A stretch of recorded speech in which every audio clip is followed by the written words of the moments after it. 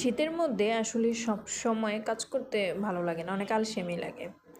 তাই সব সময় তরকারি, মাছ বা মাংস এগুলো রান্না ছাড়াও শর্টকাট কিছু রান্না করা যায়। যেমন আজকে আমি করেছি মসুর ডালের বড়া, আলু ভর্তা, বেশি করে পেঁয়াজ দিয়ে, তারপর হচ্ছে ঘন করে মসুর ডাল।